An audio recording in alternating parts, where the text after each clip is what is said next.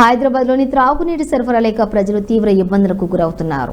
మండలంలో ఎమ్మెల్సీ సెంబీపూర్ రాజు ఈ రోజు శాసన మండలిలో జరిగిన కౌన్సిల్ సమావేశాలలోని త్రాగునీరు, మంచినీటి మరియు తదితర సమస్యలపై మండలిలో ప్రసంగించిన మేడ్చల్ జిల్లా బీఆర్ఎస్ పార్టీ అధ్యక్షులు ఎమ్మెల్సీ సెంబీపూర్ రాజు వారు మాట్లాడుతూ గత 10 సంవత్సరాల ముందున్నటువంటి పరిస్థితి కనిపిస్తుందని, ఎక్కడ చూసినా మంచినీటి ట్యాంకర్లు మరియు ప్రజలు త్రాగునీటి కొరకు ఇబ్బంది పడే పరిస్థితి కనబడుతోందని, దానికి సంబంధించి ప్రభుత్వం చర్యలు తీసుకోవాలని కోరారు.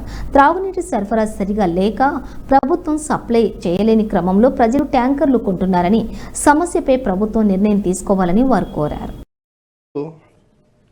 నీళ్లు లేక ట్యాంకర్లతో కొంటా ఉంటే మొన్న మేడ్చల్ జిల్లాలో అధ్యక్ష ట్యాంకర్లను సీజ్ చేశారు అధ్యక్ష. నేను సంబంధిత అధికారితో మాట్లాడాను.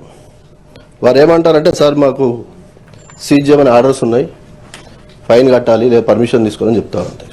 ప్రజలను కొనలేకుండా మనం సప్లై చేయకుండా ఇబ్బంది అవుతుంది కాబట్టి ప్రభుత్వం దీనిపై నిర్ణయం తీసుకొని కోరుతాం.